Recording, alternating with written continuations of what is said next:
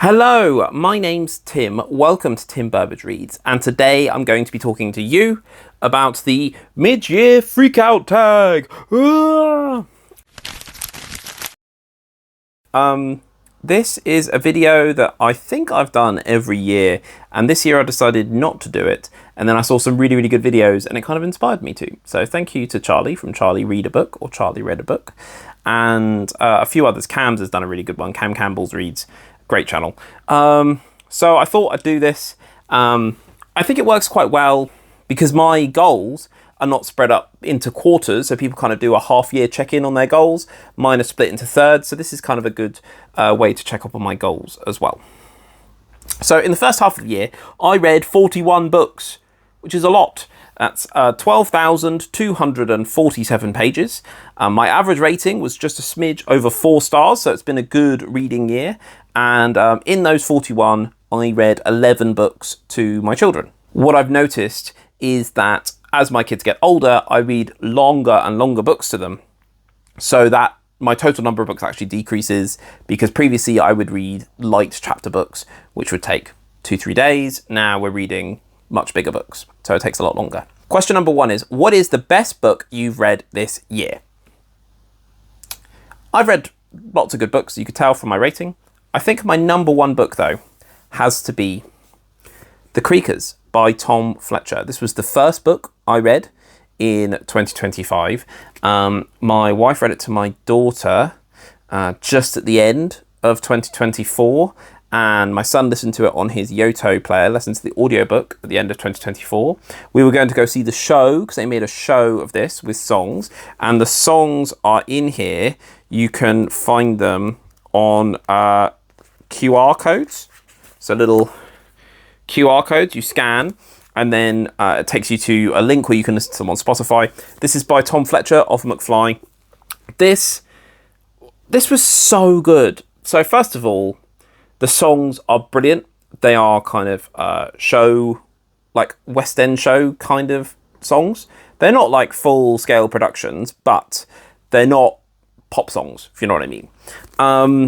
Creakers covers the monsters under your bed. So these are the creakers that come and they take all of your rubbish, and they live in an alternative dimension called the Woleb, and they live off your rubbish. And one day, Lucy, the main character, wakes up and all of the grown-ups in the town of Whiffington are gone. They've all disappeared. And how does she cope with that? How do the other kids cope with that? And eventually she discovers these creakers and the Woleb and goes and saves her family and all the grown-ups. And the kids are really the heroes. It's just so good. The art in it as well is fantastic. So there's all like them in the grubby Woleb, which is all full of rubbish. And I mean, look at this. Like, it's so evocative. And I feel like this could be a really good animation if they want to do an adaptation like that. Really good. Definitely my number 1 book this year. What is the best sequel I've read? That has to be The Storm and the Seahawk by Kieran Millward Hargrave. This is book 2 in the Geomancer trilogy, the sequel to In the Shadow of the Wolf Queen.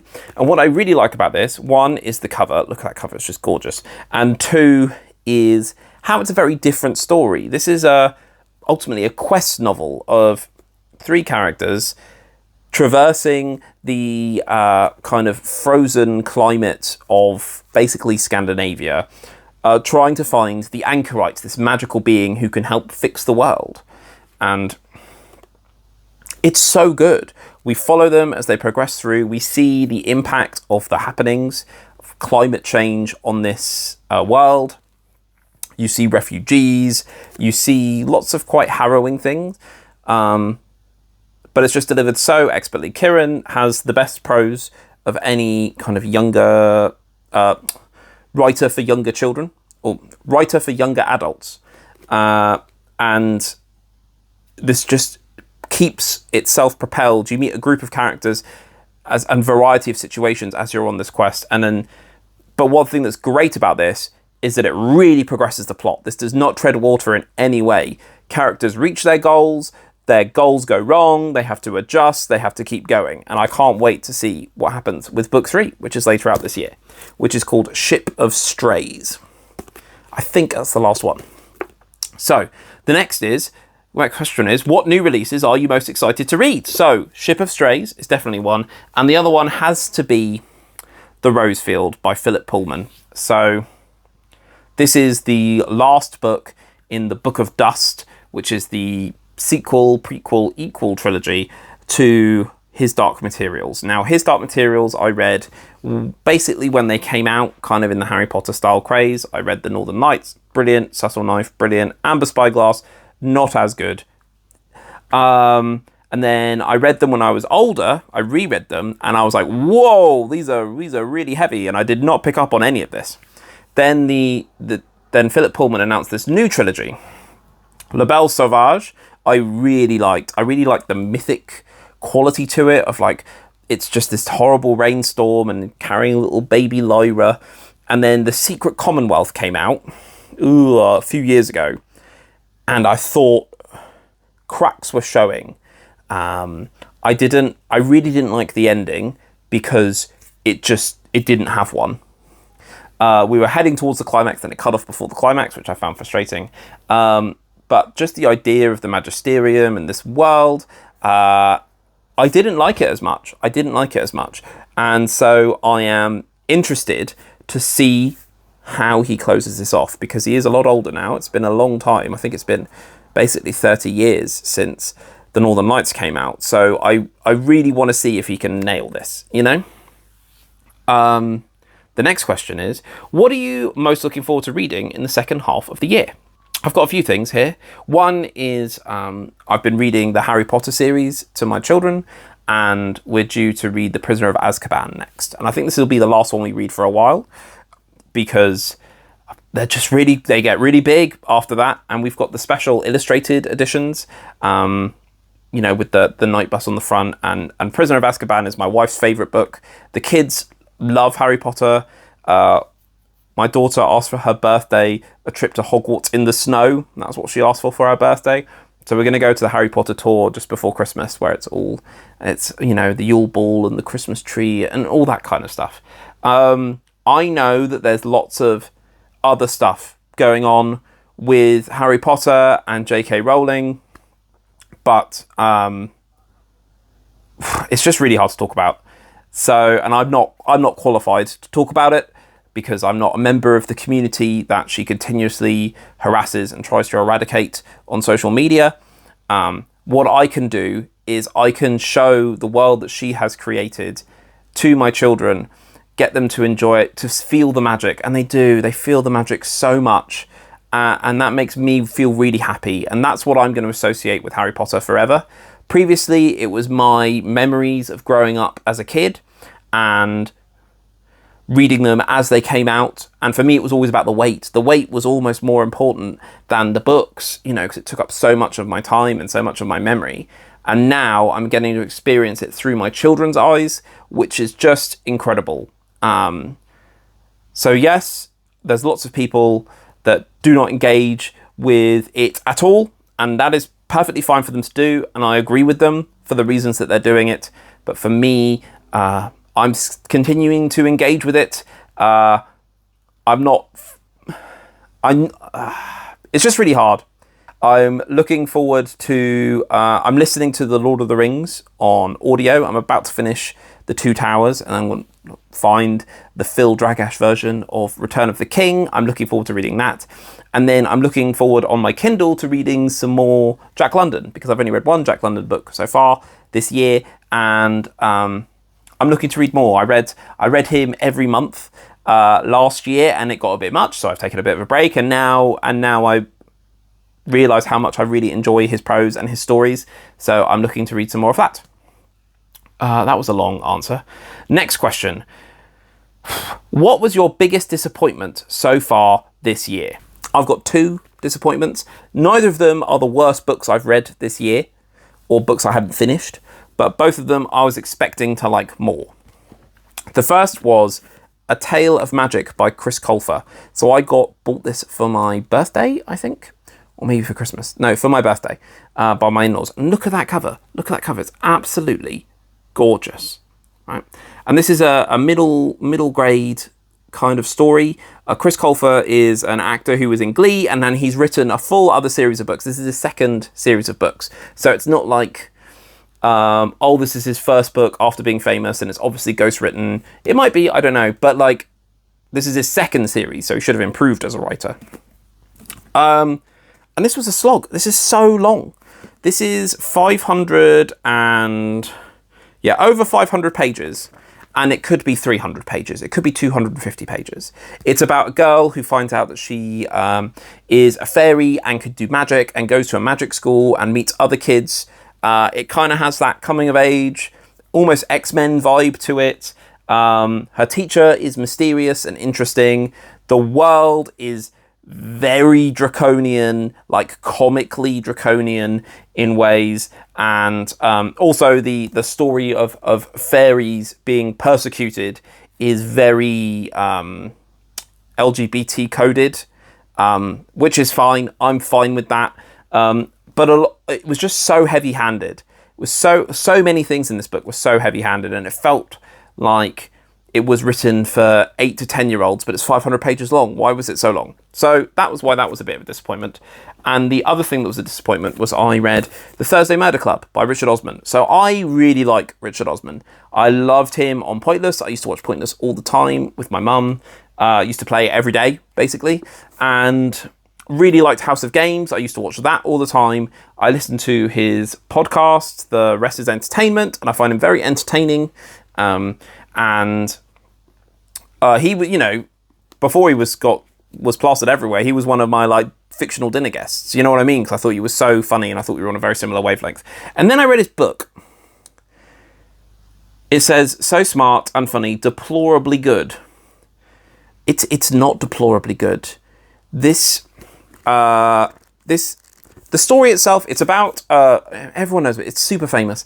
There's going to be a Netflix movie of it. It's about a murder that a load of pensioners solve because they have like a club, Thursday Murder Club, to solve cold cases. And in the end, they find a hot case and they try to solve it. The case itself was okay. It was fine. The characters are fairly interesting. But for me, the writing was just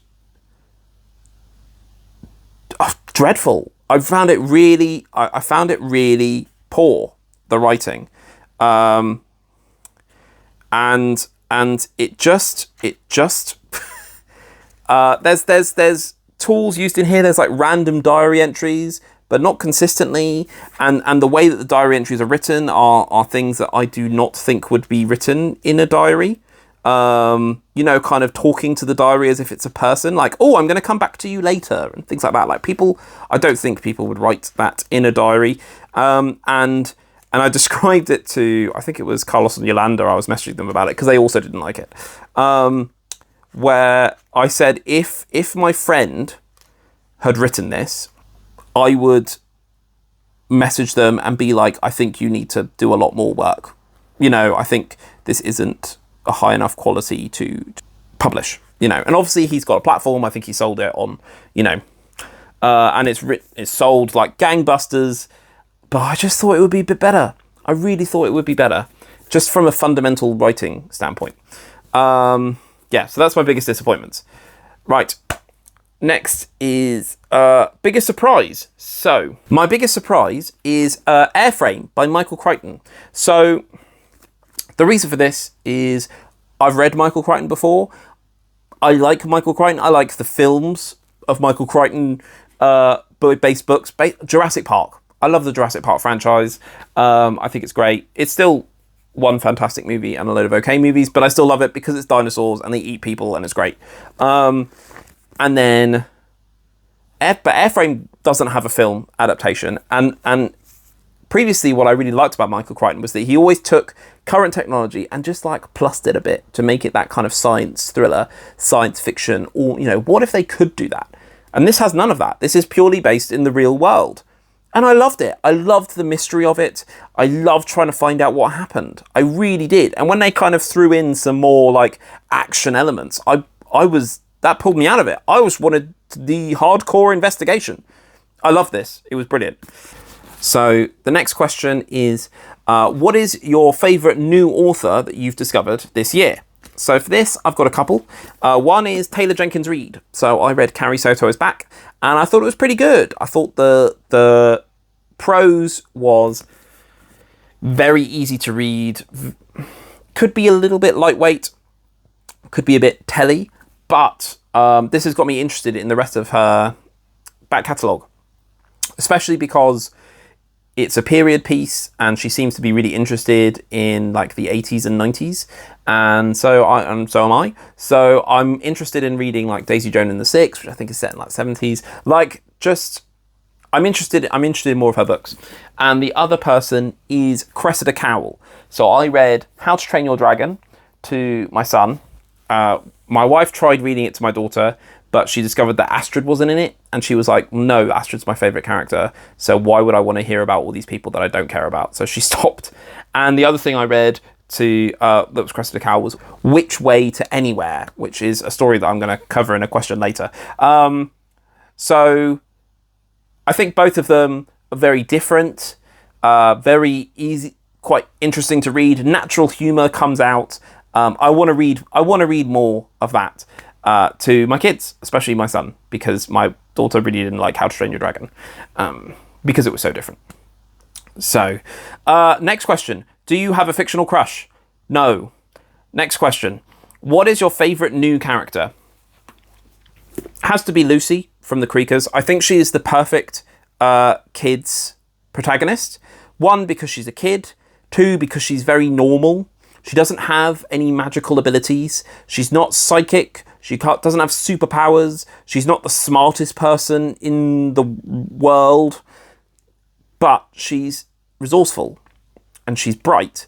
And she's kind. And she's compassionate. And she has the will to get things going. You know, she doesn't know what to do in every situation, but she knows how to figure it out. And other kids look up to her. She looks after other children. She's very kind. And ultimately, she's a great hero. She's a great hero. She's a bit of a tomboy, but she doesn't think girly things are bad. She just prefers shorter hair and dungarees. Yeah, I thought she was a great character. I thought she was a really, really, really strong character. Yeah, so that's that. What book made you cry? So I haven't read anything that's made me cry this year. Though one thing that gave me a very emotional feeling was listening to The Fellowship of the Ring audiobook by Phil Dragash, because it brings in so much of the music and the voices, mainly the music from Lord of the Rings.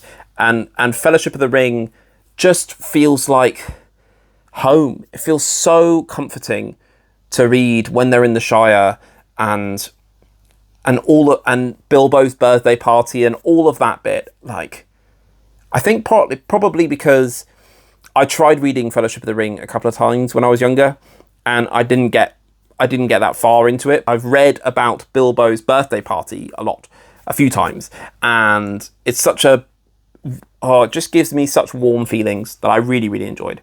Didn't make me cry though. Next is what book made you happy? For this, I'm going to go with Which Way to Anywhere, because this book this is by Cressida Cowell. This book's crazy. It's just mental. Look at this. So you've got 4 main characters, 2 sets of siblings that have now become step siblings because their parents have gotten married. They've got a robot. One of them's got an eye patch. He's called K2. She's called Isabird. There's also a baby that they're trying to capture. They're trying to find their mum and aunts are witches. They're riding on a flying surfboard through space, and they go through parallel dimensions via treasure map into different worlds with walking trees and diamond mines and huge monsters and killer plants, and there's bounty hunters who have one robot hand and one arm that is made of twigs. It's just mental, just absolutely mental, and it made me really happy to read. It's way too long. swipe board down for 4 stars. But to start with, it's got a great narrator. It's got great voice. The art in it is brilliant. There's the bad guy, Cyril Sidewinder, capturing the baby. Yeah, it made me very happy. It was too long, but it made me very happy. The next is, what is the most beautiful book you've acquired this year? So for that, I've got 2, which I think we both bought. I think we bought both at the same time. So we were up in Foyles in central London, and Foyles is a huge bookstore which has a great kids section. You go in, it's just kind of down the half stairs. It's full of like half floors and stuff. You go down half a floor, and then it's all in front of you, and it's great. So the first thing was this special edition of Percy Jackson and the Lightning Thief by Rick Riordan. We bought this to read to our kids, and it was fantastic. It was so good. So this is like cloth bound. Look at that. You've got the Empire State Building there. You've got the trident. You've got a lovely gold ribbon. And then you've got a lightning bolt on the sprayed edges. The end papers are a map of Camp Half-Blood, which is very cool. And then inside, you have, let me see if I can find one. You have full page artworks of different characters. So look, there's the Furies. Let me go that. Look at that. Ooh, look at that. Full color artwork. And then at the end, you have the back end paper is like a map of America and where they go. So you see the Gateway Arch, you see Upper Camp Half-Blood, you see LA, the underworld, all that kind of thing. And then also at the end, you have all these different sections, which is Rick Riordan talking about how they made it into a TV series. You've got explanations of, like, a quick reference guide for all of the Greek myths that are covered. You've got Rick Riordan's plot outline, so that he was working from while he was writing the book.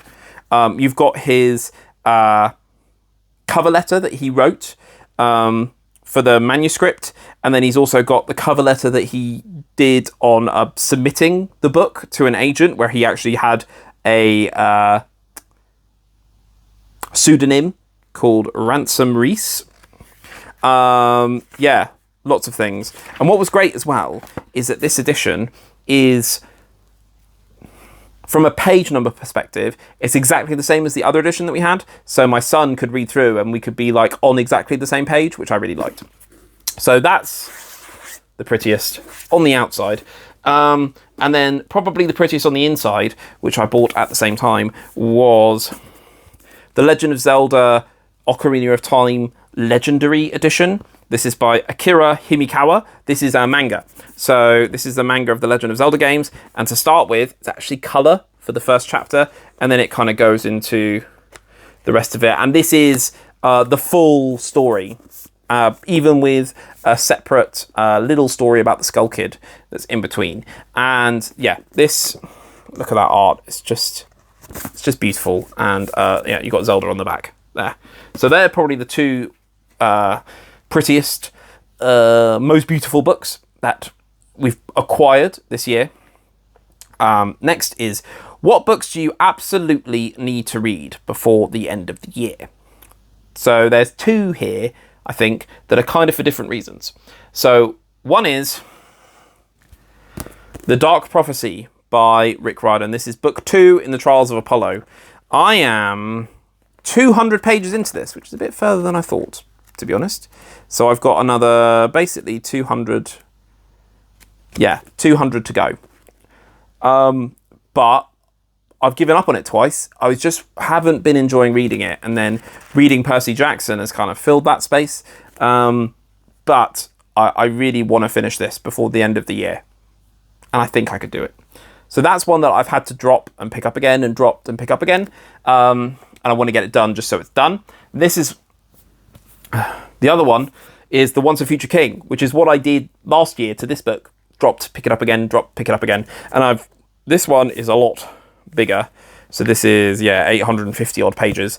And I'm currently on page 583.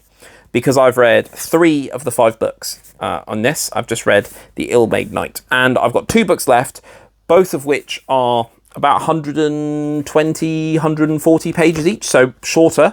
The 2 books I've got left are The Candle in the Wind, unreliable, and The Book of Merlin.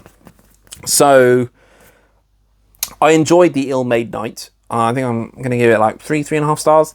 And I want to finish this off so it's done, you know, because my currently reading on Goodreads is filled with this kind of stuff, and I want to clear some out.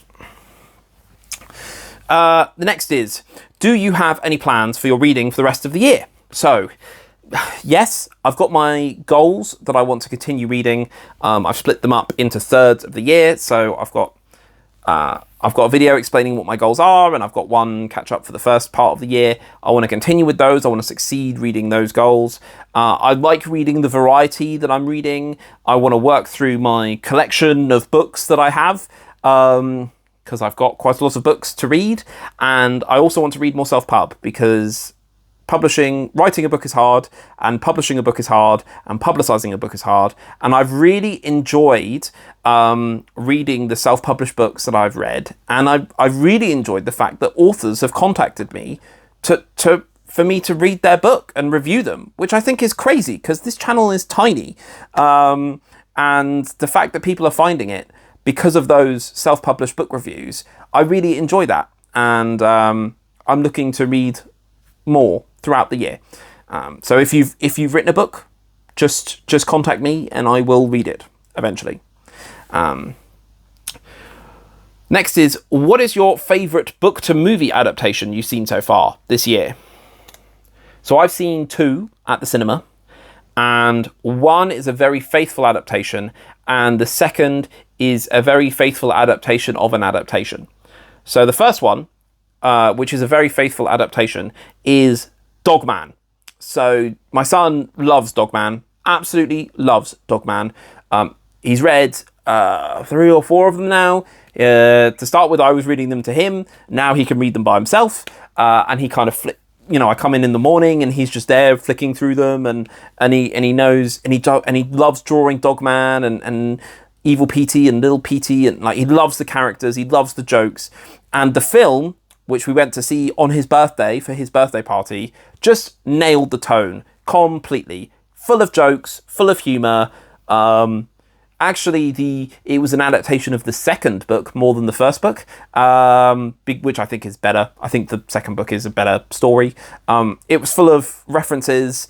It was just so funny. The animation was so vibrant, and it was just like the book had come to life. So I think that is my favourite book to movie adaptation, because it was so accurate in both the story and the characters and the vibe and the look. The next that I watched was How to Train Your Dragon, the new live action.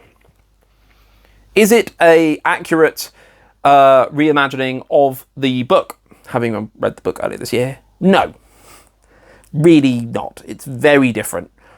It's almost different. The only thing it has in common is the names of some of the characters. It's very different.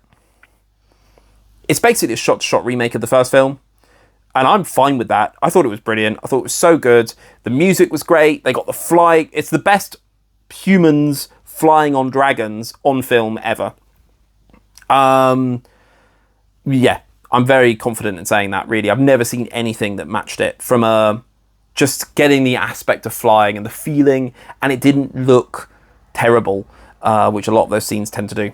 I liked the fact that they brought in the diversity of the cast. They made it make sense. All these Pete tribes coming together to fight the dragons.